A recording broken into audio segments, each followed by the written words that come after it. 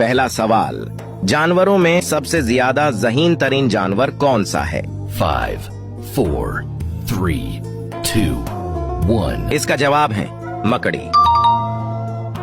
दूसरा सवाल, वो कौन सा परिंदा है जो अपने कानों से देखता है?